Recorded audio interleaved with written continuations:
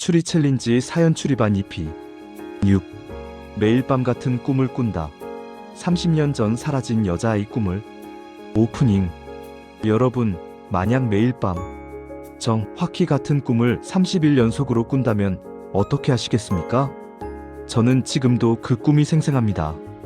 낡은 2층 주택, 삐걱거리는 나무 계단, 그리고 지하실 문. 문을 열면 어두운 지하실 구석에 7살쯤 되어 보이는 여자아이가 웅크리고 앉아 울고 있습니다. 빨간 원피스를 입고 머리에는 노란 리본을 달고. 오빠, 무서워. 여기서 나가고 싶어. 아이는 제게 손을 내밉니다. 저는 다가가려 하지만 발이 움직이지 않습니다. 그리고 갑자기 지하실 문이 쾅 닫히면서 저는 비명을 지르며 깹니다. 매일 밤 정확히 같은 꿈. 같은 집, 같은 아이, 같은 대사. 처음엔 그냥 악몽이려니 했습니다. 스트레스 때문에 반복되는 꿈이겠거니. 하지만 아니었습니다. 그 집은 실제로 존재했습니다. 제가 5살 때까지 살았던 30년 전 그 집. 그리고 그 여자아이는 30년 전 우리 동네에서 실종된 이웃집 딸 김민지였습니다. 지금부터 들려드릴 이야기는 한 남자의 악몽이 깨워낸 30년 전 끔찍한 진실에 관한 것입니다. 여러분, 준비되셨습니까? 사건 1. 반복되는 악몽의 시작. 제 이름은 이준석, 35세입니다. 서울에서 건축 설계 회사를 다니는 평범한 직장인입니다. 결혼한 지 3년 되었고 아내와 행복하게 살고 있습니다. 아이는 아직 없고요. 이야기는 2024년 10월 1일부터 시작됩니다. 그날 밤 저는 처음으로 그 꿈을 꿨습니다. 낡은 2층 주택. 저는 어린아이의 시점으로 집 안을 돌아다닙니다. 거실, 부엌, 계단. 모든 게 오래되고 낡았습니다. 나무 계단을 올라가려다가 계단 아래에 작은 문을 발견합니다. 지하실 문. 문 손잡이를 잡고 열었습니다. 삐걱. 어두운 계단이 아래로 이어져 있습니다. 저는 천천히 내려갑니다. 지하실은 차갑고 습했습니다. 작은 창문으로 희미한 빛이 들어올 뿐입니다. 구석에 누군가 있습니다. 빨간 원피스를 입은 어린 여자아이. 7살쯤 되어 보입니다. 머리에는 노란 리본. 아이는 무릎을 안고 웅크리고 앉아 울고 있습니다.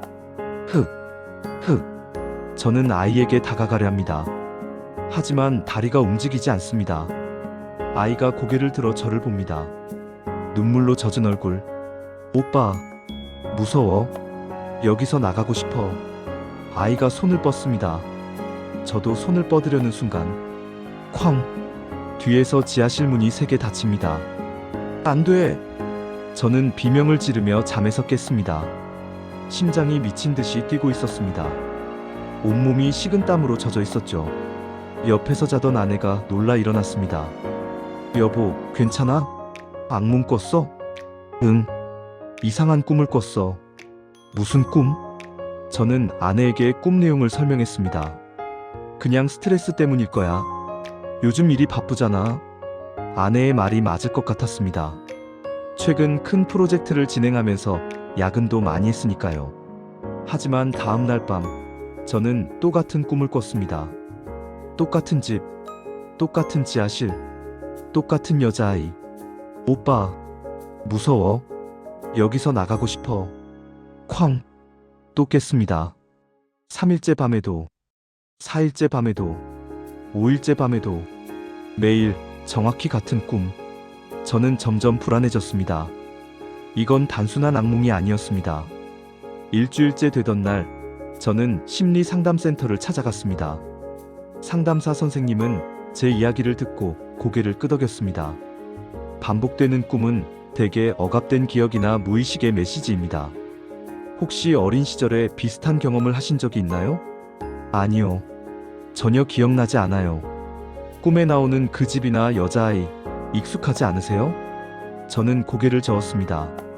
모르겠어요. 본 적 없는 것 같은데. 하지만 이상하게도 그 집은 어딘가 익숙한 느낌이 들었습니다. 10일째 밤, 꿈은 조금 달라졌습니다. 이번엔 집 밖 풍경이 보였습니다. 골목, 담벼락, 그리고 대문에 걸린 낡은 표에는 흐릿하게 글씨가 보였습니다. 그리고 깼습니다. 저는 그 순간 소름이 돋았습니다. 이씨, 우리 집 성이 이씨입니다. 혹시 그 집이? 사건이 잊혀진 기억의 집. 저는 다음날 바로 부모님께 전화를 드렸습니다. 아버지, 제가 어렸을 때 살던 집 기억나세요? 제일 처음 살던 집이요. 응? 왜? 그냥 궁금해서요. 어디였죠? 아버지가 잠시 생각하시더니 대답하셨습니다. 경기도 부천이었지. 네가 5살 때까지 살았던 집. 오래된 2층 주택이었어. 심장이 쿵 내려앉았습니다. 2층 주택이요? 응. 왜? 기억나? 아니요. 전혀 기억이 안 나서요. 그럴만도 하지. 너무 어렸으니까. 우리가 거기서 5년 살다가 서울로 이사 왔잖아. 그 집, 지금도 있나요? 글쎄, 벌써 30년이 넘었는데. 아마 헐렸을걸? 그쪽 동네가 많이 재개발됐다고 들었어. 주소 아세요? 주소? 왜 갑자기? 그냥 가보고 싶어서요. 아버지는 주소를 알려주셨습니다. 부천시 원미구의 한 주소. 저는 주말을 기다렸다가 그 집을 찾아갔습니다. 부천의 옛 동네. 좁은 골목길들이 미로처럼 얽혀있는 곳이었습니다. 내비게이션을 따라가다 보니 오래된 주택가가 나왔습니다. 재개발이 예정되어 있는지 곳곳에 빈집들이 있었습니다. 그리고 드디어 그 주소에 도착했습니다. 숨이 멎었습니다. 그 집이 있었습니다. 꿈에서 본 바로 그 집. 낡은 2층 주택. 페인트가 벗겨진 외벽. 삐걱거릴 것 같은 대문. 대문에는 낡은 표찰이 걸려 있었습니다. 아버지 이름이었습니다. 저는 온몸에 소름이 돋았습니다. 꿈이 아니었습니다. 실제로 제가 살았던 집이었습니다. 하지만 왜 기억이 안 날까요? 왜 5살까지 살았던 집을 전혀 기억하지 못하는 걸까요? 저는 용기를 내서 대문을 열었습니다. 삐걱. 마당에는 잡초가 무성했습니다. 집은 비어있는 것 같았습니다. 현관문으로 다가갔습니다. 잠겨있지 않았습니다. 문을 열고 들어갔습니다. 낡은 냄새가 코를 찔렀습니다. 먼지, 곰팡이, 오래된 나무 냄새. 거실이 보였습니다. 꿈에서 본 그대로였습니다. 나무 계단이 2층으로 이어져 있었습니다. 그리고 계단 옆에 작은 문이 있었습니다. 지하실 문. 저는 떨리는 손으로 문 손잡이를 잡았습니다. 돌렸습니다. 삐걱. 문이 열렸습니다. 어두운 계단이 아래로 이어져 있었습니다. 저는 핸드폰 손전등을 켜고 천천히 내려갔습니다. 지하실은 생각보다 넓었습니다. 습하고 차가운 공기. 손전등으로 주변을 비췄습니다. 구석에 뭔가 있었습니다. 낡은 인형 하나. 저는 다가가서 인형을 집어들었습니다. 빨간 원피스를 입은 여자아이 인형. 머리에는 노란 리본. 꿈에서 본 그 여자아이와 똑같은 옷을 입은 인형. 저는 손이 떨렸습니다. 이게 대체 무슨 일인 걸까요? 사건 30년 전 실종 사건. 저는 인형을 가지고 집으로 돌아왔습니다. 그날 밤 또 꿈을 꿨습니다. 하지만 이번엔 조금 더 선명했습니다. 지하실에 앉아있는 여자아이. 그 아이가 말합니다. 오빠, 나 기억 안 나? 민지야. 옆집에 살던 민지. 민지? 저는 그 이름을 어디선가 들어본 것 같았습니다. 민지가 누구야? 오빠네 옆집에 살았잖아. 우리 같이 놀았잖아. 오빠는 준석이 오빠고 나는 민지고. 나는 5살 때 이사 갔어. 너를 모르는데. 아이가 슬픈 표정을 지었습니다. 오빠가 잊어버린 거야. 그날 일을 다 잊어버렸어. 무슨 날? 뭘 잊어버렸다는 거야? 아이가 대답하기 전에 저는 깼습니다. 저는 바로 인터넷 검색을 했습니다. 부천 1994년 실종 사건. 검색 결과가 나왔습니다. 1994년 8월 15일 부천시에서 7세 여아 실종.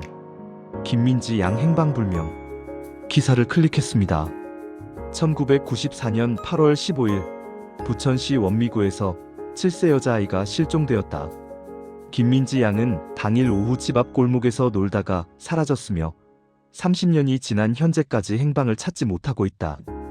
당시 경찰은 대대적인 수색 작업을 벌였으나 단서를 찾지 못했다. 민지 양의 부모는 지금도 딸을 찾고 있다. 저는 기사를 읽으며 손이 떨렸습니다. 1994년 제가 5살이었던 해, 부천시 원미구, 제가 살던 동네, 김민지, 꿈에서 본 그 아이. 저는 더 많은 기사를 찾아봤습니다. 그리고 민지의 사진을 발견했습니다. 빨간 원피스를 입고 머리에 노란 리본을 단 7살 여자아이. 꿈에서 본 바로 그 아이였습니다.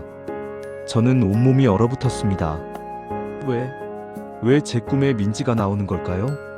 왜 민지는 우리 집 지하실에 있는 걸까요? 저는 부모님께 다시 전화를 걸었습니다. 아버지, 혹시 1994년에 우리 옆집에서 여자아이가 실종된 사건 기억하세요? 아버지가 잠시 침묵하셨습니다. 어떻게 그걸 알았니? 기억하세요? 응, 큰 사건이었지. 옆집 딸이 갑자기 사라져서 온 동네가 난리였어. 그 아이 이름이 김민지였죠? 맞아, 민지. 착한 아이였는데 너랑 자주 놀았었지? 저는 숨이 막혔습니다. 저랑요? 저랑 민지가 친했어요? 응, 너희 둘이 동갑이었거든. 매일 같이 놀았어. 그래서 민지가 사라졌을 때 네가 많이 울었어. 저는 전혀 기억이 안 나는데요. 그럴 거야. 그 사건 이후로 너한테 심한 트라우마가 생겼거든. 아동 심리 상담도 받았고 의사 선생님이 그러더라. 네가 그 기억을 억압하고 있다고. 그래서 우리가 서울로 이사 온 거야. 너를 그 환경에서 떼어놓기 위해서. 저는 충격을 받았습니다. 제가 기억을 억압하고 있었다고? 아버지, 혹시 그날 무슨 일이 있었어요? 민지가 왜 실종된 건데요? 아버지가 한숨을 쉬셨습니다. 아무도 몰라. 경찰도 못 찾았어. 민지는 그냥 증발해버렸어. 마지막으로 본 사람이 너였어. 저요? 응. 너랑 민지가 그날 오후에 같이 놀았다고 했잖아. 그런데 네가 집에 들어온 후 민지는 혼자 밖에 있다가 사라진 거야. 제가 뭐라고 했는데요? 아무 말도 안 했어. 너는 그날 이후로 민지에 대해 한마디도 안 했어. 물어봐도 대답을 안 했지. 그래서 우리도 경찰도 너한테서 증언을 얻을 수가 없었어. 저는 머리가 아팠습니다. 제가 마지막으로 민지를 본 사람이라고? 그런데 왜 기억이 안 날까요? 좋아요, 구독, 알림 설정 멘트. 여러분, 잠깐만요. 여기까지 듣고 계신데 심장이 두근거리지 않으세요? 30년 전 실종된 여자아이가 매일 밤 꿈에 나타나고 주인공이 마지막 목격자였다는 사실. 대체 그날 무슨 일이 있었던 걸까요? 왜 기억을 잃은 걸까요? 여러분의 추리는 어떠신가요? 댓글로 의견 남겨주세요. 사연 추리반이 처음이신 분들, 저희는 매주 충격적인 미스터리 사연을 소개합니다. 좋아요 버튼 꾹 눌러주시고 구독과 알림 설정까지 부탁드립니다. 지금부터가 진짜 충격입니다. 계속 보시죠. 사건 사억압된 기억의 파편들. 저는 전문 최면 치료사를 찾아갔습니다. 기억을 되찾아야 했습니다. 그날 무슨 일이 있었는지 알아야 했습니다. 이준석 씨, 편안하게 누워주세요. 눈을 감으시고요. 치료사의 목소리가 부드럽게 들렸습니다. 깊게 숨을 들이쉬고 내쉬고. 당신은 점점 편안해지고 있습니다. 저는 눈을 감고 치료사의 지시를 따랐습니다. 이제 당신은 5살입니다. 1994년 여름으로 돌아갑니다. 어디에 있나요? 집 앞 골목이요. 누구와 함께 있나요? 민지. 민지랑 같이 있어요. 무엇을 하고 있나요? 술래잡기. 민지가 숨고 저는 찾고 있어요. 계속 말해주세요. 그 다음엔 무슨 일이 일어나요? 저는 5살 아이의 시점으로 기억을 더듬었습니다. 민지를 찾았어요. 담벼락 뒤에 숨어 있었어요. 우리 둘이 웃고 있어요. 그 다음엔요? 민지가 뭔가 보여줄 게 있다고 해요. 비밀 장소래요. 어디로 가나요? 우리 집이요. 민지가 먼저 들어가요. 저도 따라가요. 집 안으로 들어갔나요? 네. 거실을 지나서 계단 쪽으로 민지가 작은 문을 열어요. 무슨 문인가요? 지하실 문이요. 민지가 말해요. 여기 비밀 장소야. 우리만의 아지트로 만들자. 그래서 같이 내려가요. 지하실로 내려갔나요? 네. 어두워요. 무서워요. 하지만 민지가 손을 잡아줘요. 그 다음엔요? 갑자기 제 호흡이 가빠지기 시작했습니다. 누군가 와요. 누가 오나요? 발소리. 계단 위에서 발소리가 들려요. 누군가 내려와요. 누구죠? 보이지 않아요. 얼굴이 안 보여요. 하지만 무서워요. 너무 무서워요. 준석 씨, 진정하세요. 당신은 안전합니다. 민지가 제 뒤로 숨어요. 떨고 있어요. 오빠 무서워라고 말해요. 그 사람이 뭐라고 하나요? 준서가 여기서 뭐하니? 저는 소리쳤습니다. 아빠예요. 우리 아빠가 내려오고 있어요. 아버지가 뭐라고 하시나요? 민지는 집에 가야지. 엄마가 찾으신대. 민지한테 손을 내밀어요. 민지는 무서워하면서도 아빠 손을 잡아요. 둘이 계단 위로 올라가요. 저는 지하실에 혼자 남아요. 그 다음엔요? 모르겠어요. 기억이 안 나요. 다음 기억은 제가 집 안에서 울고 있어요. 엄마가 절 안아주고 있어요. 민지는 어디 갔어? 민지는? 하고 물어봐요. 하지만 엄마는 민지는 집에 갔어 라고만 해요. 치료사가 손뼉을 쳤습니다. 하나, 둘, 셋. 눈을 뜨세요. 저는 눈을 떴습니다. 온몸이 땀으로 젖어 있었습니다. 기억나시나요?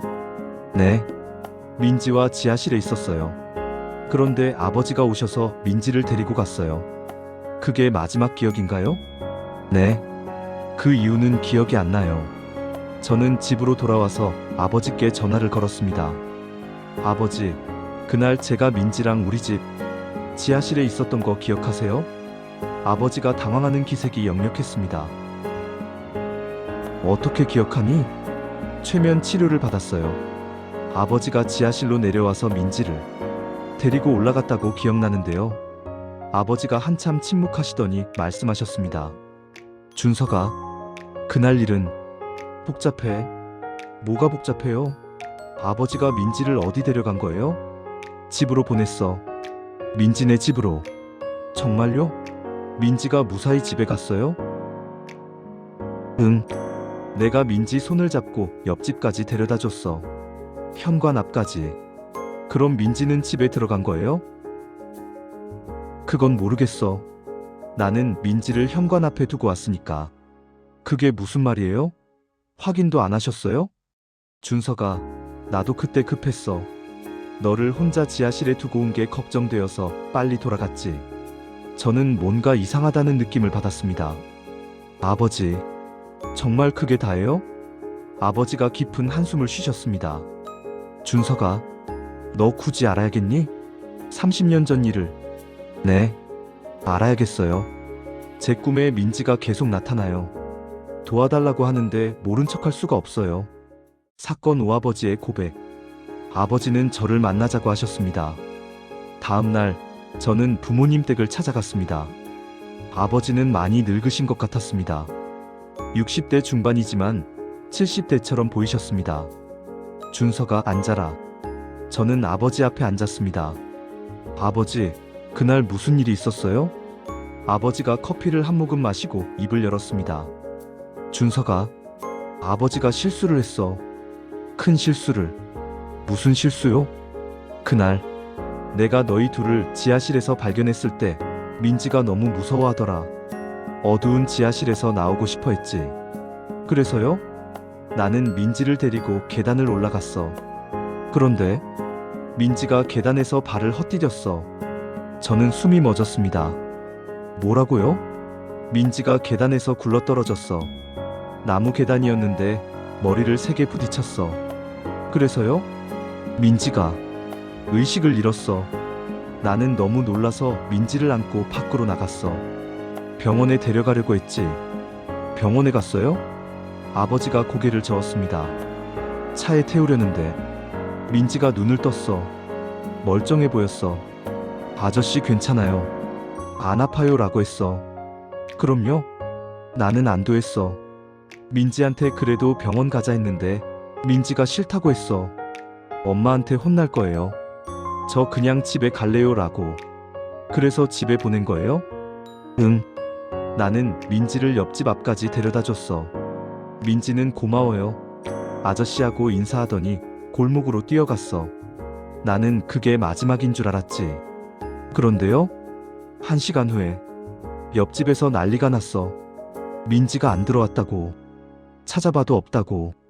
그때 아버지가 봤다고 말씀하셨어야죠. 나도 그러려고 했어. 하지만 아버지의 눈에 눈물이 고였습니다. 나는 겁이 났어. 내가 민지를 다치게 했고 병원에도 안 데려갔고 혹시 민지한테 무슨 일이 생겼다면 내 책임이 되는 거잖아. 그래서 숨긴 거예요? 응. 나는 경찰한테 아무 말도 안 했어. 너도 아무 말 못하게 했고 너한테 민지 얘기는 하면 안 돼라고 계속 말했어. 너는 어려서 무서워하며 그대로 따랐지. 그리고 점점 기억을 잊어버렸어. 저는 분노가 치밀어 올랐습니다. 아버지, 그게 말이 돼요? 민지가 실종됐는데 아무 말도 안 하시고? 미안하다. 정말 미안해. 나도 평생 그 죄책감을 안고 살았어. 민지 부모님은요? 30년 동안 딸을 찾으셨는데 나도 알아. 그래서 내가 얼마나 괴로웠는지. 저는 자리에서 일어났습니다. 아버지 때문에 민지를 못 찾은 거예요. 아버지가 말했으면 단서가 됐을 텐데. 준서가. 저는 집을 나왔습니다. 하지만 여전히 의문이 남았습니다. 민지는 대체 어디로 간 걸까요? 아버지가 옆집 앞에 두고 온 후 민지는 어디로 사라진 걸까요? 사건 6민지의 행방. 저는 민지의 부모님을 찾기로 했습니다. 인터넷 검색을 통해 민지 부모님이 아직도 부천에 살고 계신다는 것을 알아냈습니다. 저는 용기를 내서 연락을 드렸습니다. 여보세요? 혹시 김민지 양의 부모님이신가요? 네, 그런데 누구시죠? 저는 30년 전 민지와 같은 동네에 살았던 이준석입니다. 전화기 너머로 숨소리가 거칠어졌습니다. 준석이, 옆집에 살던 그 아이? 네, 맞습니다. 왜 연락을 하셨어요? 민지에 대해 여쭤보고 싶은 게 있어서요. 혹시 만나 뵐 수 있을까요? 며칠 후 저는 민지 어머니를 만났습니다. 60대 중반의 여성. 하지만 눈가에는 깊은 슬픔이 서려 있었습니다. 준석이, 많이 컸구나. 네가 마지막으로 우리 민지를 본 아이잖아. 네, 죄송합니다. 그때 아무 말도 못해서. 괜찮아. 넌 어렸잖아. 기억도 안 날 거고. 저는 아버지가 말씀하신 내용을 전했습니다. 민지가 계단에서 떨어진 일, 그리고 집 앞까지 데려다 준 일. 민지 어머니는 눈물을 흘렸습니다. 그랬구나. 그래서 민지가 집에 안 들어온 거였구나. 혹시 민지가 어디로 갔을지 아세요? 어머니가 고개를 저었습니다. 모르겠어. 30년 동안 찾아 헤맸지만 아무 단서도 없었어. 혹시 민지가 자주 가던 곳이 있었나요? 글쎄, 민지는 집 근처에서만 놀았어. 골목이나 공터에서. 아, 그리고 개울가. 개울가요? 응. 우리 동네 뒤쪽에 작은 개울이 있었어. 민지가 거기서 자주 놀았지. 물고기 잡고 돌 던지고. 저는 그 개울을 기억했습니다. 어렴풋이. 지금도 그 개울이 있나요? 아니, 지금은 복개됐어. 도로가 됐지. 저는 고개를 끄덕였습니다. 그때 민지 어머니가 뭔가 생각난 듯 말했습니다. 아, 그리고 이상한 게 하나 있었어. 뭔가요? 민지가 실종되고 한 달쯤 후에 누군가 우리 집 문 앞에 민지 인형을 놓고 갔어. 저는 소름이 돋았습니다. 인형이요? 응. 빨간 원피스 입은 인형. 민지가 좋아하던 인형이었는데 그 인형도 민지랑 같이 사라졌었거든. 근데 갑자기 집 앞에 놓여 있더라고. 누가 놓고 간 건지? 모르겠어. CCTV도 없던 시절이라. 경찰도 수사했지만 못 찾았어. 저는 지하실에서 찾은 그 인형을 떠올렸습니다. 혹시 그게 같은 인형일까요? 아니면 다른 인형? 저는 민지 어머니께 감사 인사를 하고 헤어졌습니다. 그리고 옛날 개울이 있던 자리로 갔습니다. 지금은 도로가 되어 있었습니다. 차들이 쌩쌩 달리고 있었죠. 저는 도로를 따라 걸었습니다.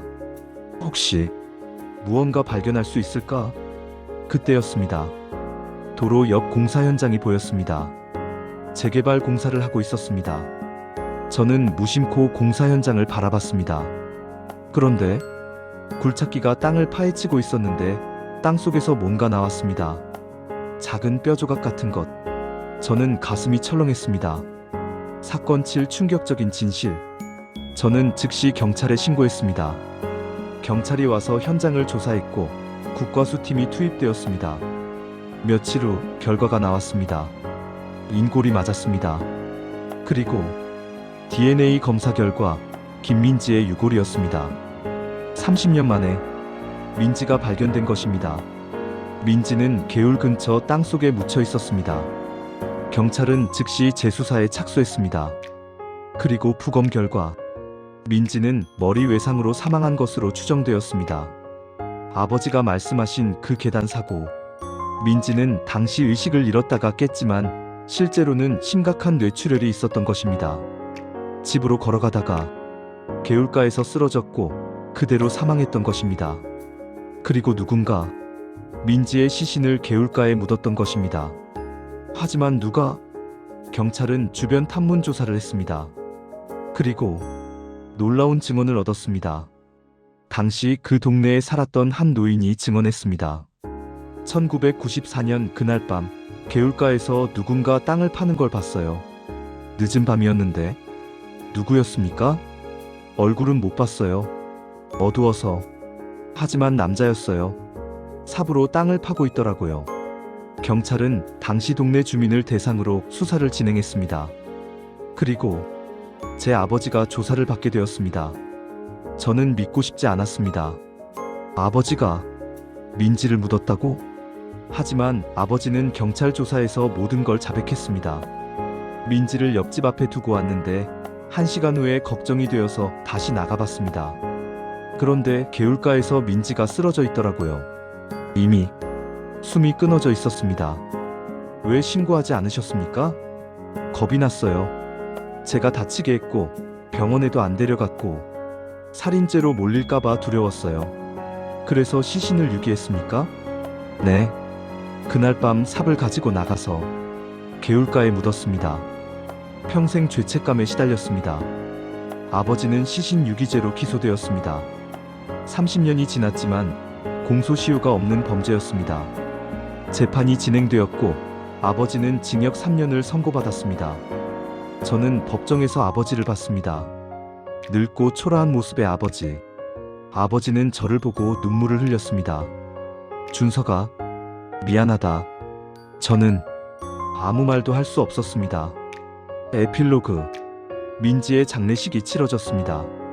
30년 만에 민지는 부모님 곁으로 돌아왔습니다. 저도 장례식에 참석했습니다.